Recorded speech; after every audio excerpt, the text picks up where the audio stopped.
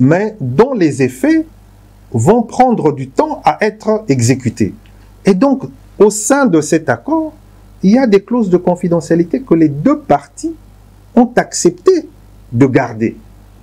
Et une fois que ces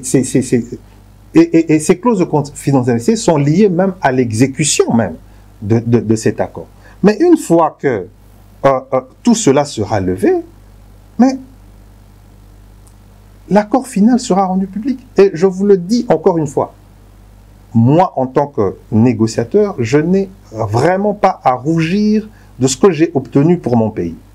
Vraiment pas. Et je me regarderai toujours dans une glace et je suis sûr que mes petits-enfants et mes arrière-petits-enfants seront fiers de ce que j'ai fait. Et je l'ai fait dans la vision du président de la République.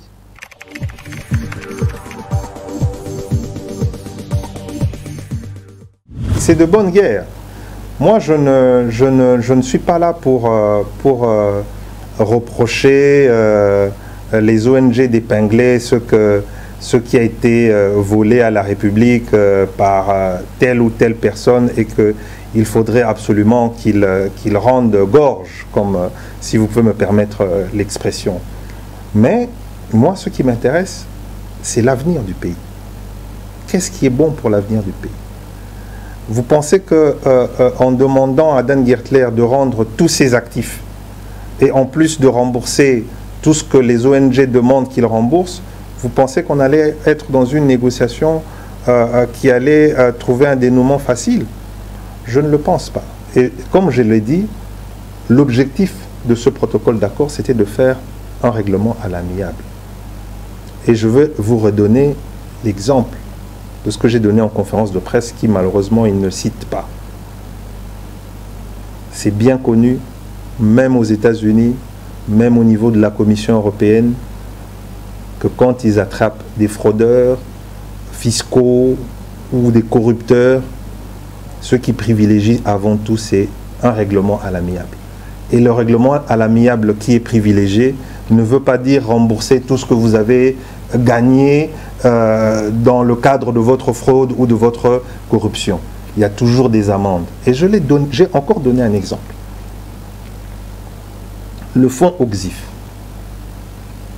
poursuivi aux États-Unis pour des faits de corruption, notamment en République démocratique du Congo, qui a payé des amendes aux États-Unis, 413 millions de dollars, monsieur. Nous n'avons rien obtenu. Je n'ai pas vu ces ONG s'offusquer outre mesure. Donc, par rapport aux groupes pour lesquels ils travaillent, ils n'ont que Congo comme nom dans leur truc, mais cette ONG, vous savez que toute chose appartient à celui qui le finance.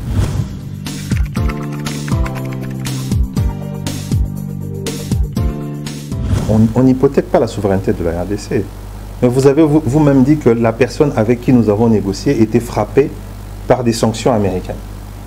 Mais nous, en négociant avec cette personne, nous n'allons pas négocier en fonction des États-Unis. Nous allons négocier en fonction de nos intérêts. Et les intérêts de la RDC, je les ai décrits.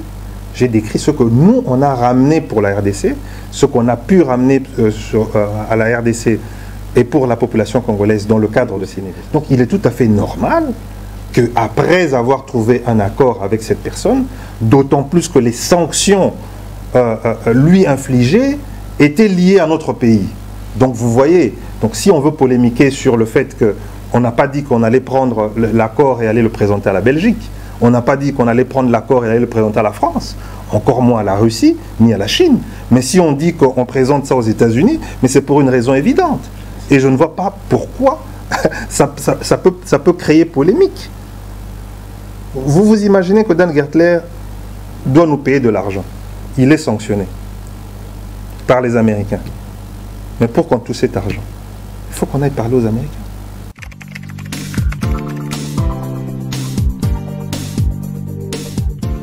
L'approche était simple.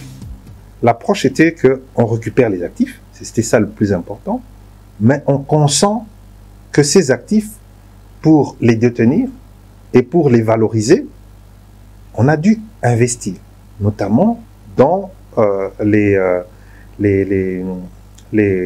études de faisabilité. Même si je vois ici une remarque aberrante où on dit que les études ont été réalisées par Kibali et pas par le groupe Ventora, mais si ces études sont détenues par le groupe Ventora, ça veut dire qu'ils les ont achetées à Kibali. Donc ça veut dire qu'il y a eu un coût d'investissement quelque part fait de Ventora à Kibali pour avoir les études. Sinon, on allait aller les chercher chez Kibali et pas chez Ventora. Donc vous voyez que parfois, même quand on veut écrire des choses pour nuire, on est dans la bêtise, si vous pouvez me permettre l'expression. Et donc, il y a eu un coût d'investissement qu'on a consenti à rembourser. Pourquoi on a consenti à les rembourser? Parce que ce qui nous intéressait, c'était justement d'avoir accès à ces études. Et ces études nous permettaient de vendre ces actifs en connaissant réellement la valeur des actifs, aussi bien pétroliers que miniers. Parce que souvent, ce qui s'est passé dans ce pays, c'est que les gens qui étaient responsables de vendre nos actifs ou bien de les valoriser auprès des investisseurs, bien souvent n'en connaissaient pas la valeur. Pourquoi? Parce qu'il n'y avait pas d'études de faisabilité. Et nous, on a jugé que c'était important de pouvoir, entre guillemets, racheter notamment ces études. Et les études représentent la plus grosse part des coûts d'investissement de Ventora. Et l'ensemble de ces coûts d'investissement pour les blocs pétroliers, pour les actifs miniers, nous sommes à 240 millions d'euros. En dollars, à peu près 275 millions. Entre 270 et 275 millions. Ça dépend du cours. Vous savez que maintenant, l'euro s'apprécie énormément par rapport au dollar. Donc, au moment où on était en train de négocier, c'était ça l'ordre de grandeur. Mais qu'est-ce qui nous a poussé à accepter, à concéder cela? C'est la valeur même des actifs. Et je vous ai donné un exemple particulier. C'est l'exemple des blocs 1 et 2. En ayant accès aux études, nous connaissons aujourd'hui la véritable valeur. Puisque quand nous étions en train de négocier avec eux, c'était mis 1 milliard de dollars. C'était à peu près, la ministre de la Justice avait dit, ce qu'on attendait comme indemnisation à l'arbitrage, indemnisation hypothétique. On n'a jamais gagné un seul procès en arbitrage dans ce pays. On disait, voilà, ça vaut aux alentours de 1 milliard de dollars.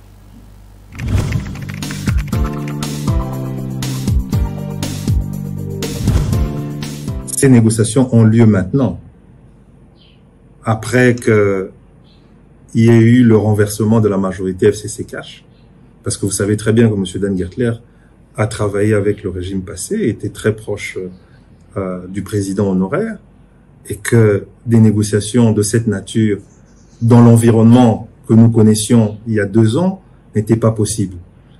Donc, le président Tshisekedi a soutenu, évidemment, parce que ça rentre en droite ligne dans sa vision, comme je l'ai dit, de réappropriation par les Congolais de leurs ressources. Quand je dis des Congolais, je ne cite pas les ONG parce que j'ai comme l'impression qu'ils ne travaillent pas pour les Congolais. Sinon, ça leur aurait fait plaisir. Mais ils boudent, je sais avec qui ils boudent.